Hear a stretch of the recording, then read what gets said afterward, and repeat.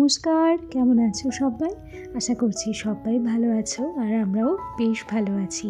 আমি রিমি। আজকে আমার আরও একটি নতুন ব্লগে তোমাদের সবাইকে অনেক অনেক স্বাগত জানাই। আজকের ব্লগটা শুরু করেছি আমি একদম সবজি বাজার থেকে, মানে এটা আগের দিনকের বিকালবেলা হাটে গিয়েছিলাম ঠিক তখন। এখন তো শীতকাল, আর শীতকাল মানে হরেক রকমের রং বেরঙের সবজির সমাহার। শীতকালে কিন্তু হাটে আসলে মনটা পুরো খুশি হয়ে যায়, তাই না? চারিদিকে সবজির মেলা দেখে। যাই হোক, এটা হচ্ছে পরের দিন সকালবেলা। সবাইকে গুড মর্নিং, আর সেই সাথে সবাইকে এক কাপ উষ্ণ গরম চায়ের শুভেচ্ছা। কারা কারা চা খেতে ভালোবাসো আমার বাড়ি এসো। আমি কিন্তু যেমন চা খেতে ভালোবাসি, ঠিক তেমনই চা খাওয়াতেও খুব ভালোবাসি। যাই হোক, সকালবেলা গরম গরম ধোয়া ওঠা এক কাপ দুধ চা রেডি করে নিয়েছি। আর সেই সাথে গতকাল রাত্রে না আমি কালো ছোলা ভিজিয়ে রেখেছিলাম। কাবলি ছোলা এমনিতেও আমার ঘরে আছে, তবে এই ছোলাগুলো আমার ঘরে ছিল। এখন যদি এই ছোলাগুলোকে না খাই তাহলে কিন্তু এই ছোলাগুলোতে পোকা ধরে যাওয়ার সম্ভাবনা আছে। গতকালকে একটু কালো ছোলা আর সেই সাথে রাজমা ভিজিয়ে রেখেছি। আজকে আমি একটু ছোলার তরকারি করব। তবে ছোলা দিয়ে আলু দিয়ে তরকারিটা করলেও না, আজকের তরকারিটা একটু অন্যরকমভাবে করব। গতকালকে হাটে থেকে ব্রকলি নিয়ে এসেছিলাম। আসলে আমার না ব্রকলি জিনিসটা খুব ভালো লাগে। ফুলকপির থেকেও ব্রকলি কিন্তু বেশি সুন্দর লাগে আমার কাছে।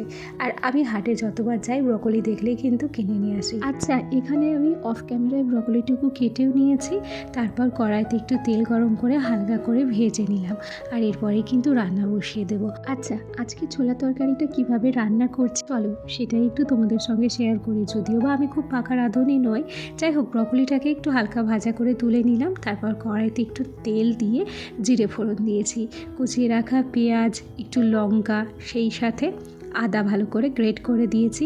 আর তারপর জানো তো, আমি প্রেসার কুকারে সিটি দিয়ে রেখেছিলাম ছোলা এবং আলু। আর সেই সেদ্ধ করা আলুটাকে বেশ ভালো করে ম্যাশ করে নিয়ে ছোলার সাথে মেখে নিয়েছিলাম। সুন্দর করে কড়াইতে দিয়ে নাড়াচাড়া করার পর ওদিকে ছোট্ট ওভেনে যে গরম জলটা বসিয়েছিলাম সেই গরম জলটাই উপর থেকে ঢেলে দিয়েছি। আর পরিমাণ মতো লবণ, হলুদ সব কিছুই দিয়েছি।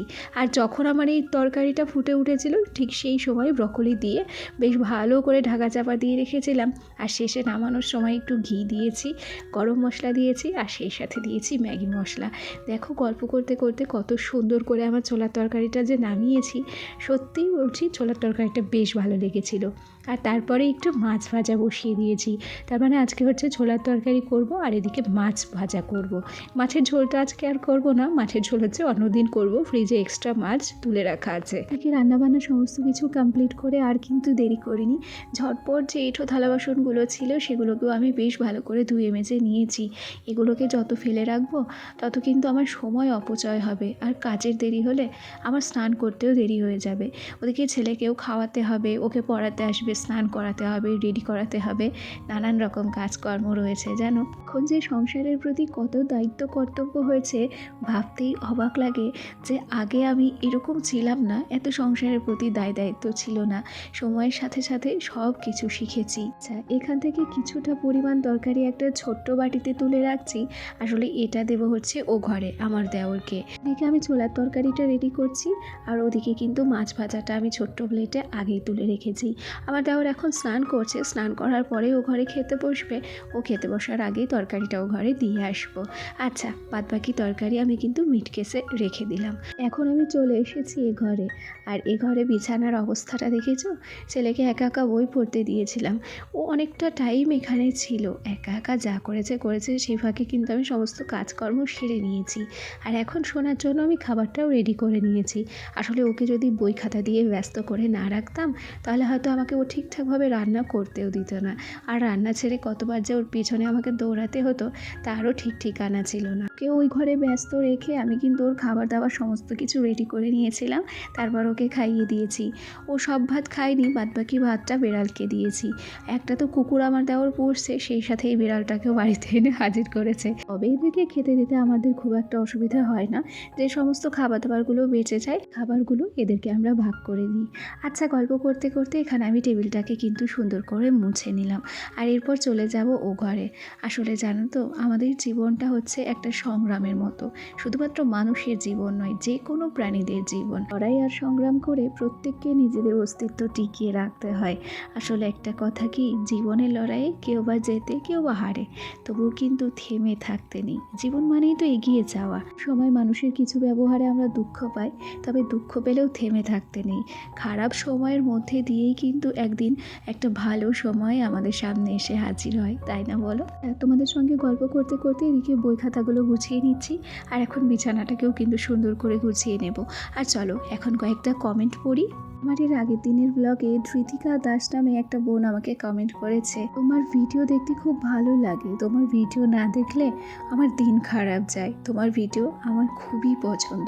প্রথমত মন থেকে তোমাকে অনেক অনেক ধন্যবাদ, অনেক অনেক ভালোবাসা তো সুন্দর একটা কমেন্ট করার জন্য।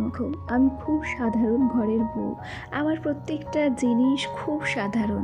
আমার ব্লগে আমি খুব যে অতিরঞ্জকতা তোমাদেরকে দেখাতে পারি না, আমার লাক্সারি জীবনযাপন নেই, একদম সাধারণ যে জীবনযাপন করি সেটাই তোমাদের সঙ্গে শেয়ার করি। তারপরেও এই সাধারণের মধ্যে দিয়েও তোমরা এক একজন এত অসাধারণভাবে আমাকে কমেন্ট করো। সত্যি আমি তোমাদের কাছ থেকে এত ভালোবাসা পাবো কখনো ভাবিনি, জানো তো। আচ্ছা, তোমার কমেন্টের উত্তর দিতে দিতে আমি কিন্তু আমার খাট বিছানাটাকে সুন্দর করে পরিষ্কার করে নিয়ে ওদিকের পর্দা টর্দাগুলো ঝেড়ে ঝুড়ে পরিষ্কার করে নিয়েছি। সোনাকে এখন পড়াতে এসেছে, এখন ছেলেকেও রেডি করিয়ে দিয়েছি। সন্ধ্যা সিম্পল ব্লগ থেকে একটা দিদিভাই কমেন্ট করেছে, আমারও এই বছর আর শীতকাল ভালো লাগছে না, শীতকে আমি খুব ভয় পাচ্ছি, কেন আমার শরীরটাও খুব খারাপ ছিল, রান্নাটা তুমি খুব সুন্দর করে গুছিয়ে করো। প্রথমত অনেক অনেক ভালোবেসে এত সুন্দর একটা কমেন্ট করার জন্য। আর তার উপরে সত্যি বলছি, আমারও শীতকাল একটুও ভালো লাগে না দিদিভাই, আমিও শীতকে খুব ভয় পাই। তবে এবছর কেন জানি না কাজের মধ্যে নিজেকে ব্যস্ত রেখেছি, সেই জন্য শীতের অতটা প্রকোপ হয়তো আমার মধ্যে পড়ছে না, তবু আমার শীতকাল ভালো লাগছে না গো। যাই হোক, গল্প করতে করতে অথবা কমেন্টের উত্তর দিতে দিতে মোটামুটি ওদিকের কাজকর্ম সেরে কয়েকটা জামা কাপড় ভাঁজ করা ছিল, সেগুলোকেই আমি সুন্দর করে শোকেসে তুলে রাখলাম। আর এদিকে একটা স্টোল ছিল, স্টোলটাকে ভাঁজ করে আলনাতে গুছিয়ে রাখছি। আজকে আর আলনা খুব একটা বেশি গোছাতে হয়নি, কেন কি প্রত্যেকটা জিনিস দেখো খেয়াল করে গোছানোই আছে। আসলে প্রত্যেক দিন একটু একটু করে ঘরবাড়ি পরিষ্কার পরিচ্ছন্ন করে রাখলে পরে অতটাও বেশি চাপ নিতে হয় না। আচ্ছা, ভিডিওর এই পর্যায়ে এসে একটা কথা বলি, যেটা হয়তো বকবক করতে করতে ভুলেই গেছি প্রথমে বলতে। আমার যে সমস্ত বন্ধুরা এখনও পর্যন্ত আমার ভিডিওটির সাথে আছো অথচ একটা লাইক করতে ভুলে গেছো, প্লিজ ভিডিওটিতে একটা লাইক করে দিও, কেন কি তোমাদের ছোট্ট একটা লাইক আর তোমাদের মিষ্টি একটা কমেন্ট আমাকে কিন্তু আরও নতুন নতুন ভিডিও করতে উৎসাহ দেয়। যে সমস্ত নতুন বন্ধুরা আজকে ভিডিওটি প্রথম দেখছো, যদি কোনো কারণে ভিডিওটি ভালো লেগে যায় তাহলে আমার এই ছোট্ট পরিবারের একজন মিষ্টি সদস্য হয়ে আমার পাশে থেকে যেও। কালকে হাটে থেকে যে সবজিগুলো এনেছি সব কিছুই এখানে রেডি করে নিচ্ছি। এখানে আদা আছে, তারপরে নিচ্ছি টমেটো, গাজর, মটরশুঁটি, বাঁধাকপি, একটা বড় কাঁচা কুমড়ো নিয়ে এসেছি, আর না কিছু পাকা কুমড়োও নিয়ে এসেছি ওই 500 মতো। সবগুলো সবজি এখন আমি এখানে রেডি করে নিচ্ছি, মানে গতকালকে এসে ব্যাগ থেকে আর বার করা হয়েছিল না। অন্য কোনো সবজি বলে ভয় পাচ্ছি না, তবে এই যে কাটা কুমড়োটা দেখছো এটা নষ্ট হয়ে যাওয়ার ভয় আছে, সেই জন্য তড়িঘড়ি করে এগুলোকে বার করে রেখেছি। আর দেখো প্রত্যেকটা সবজি কিন্তু রেডি করে রেখেছি। মোটামুটি এই সপ্তাহের বাজার আমার হয়েই যাবে, সামনের সপ্তাহে আবার নতুন করে বাজার করতে হবে।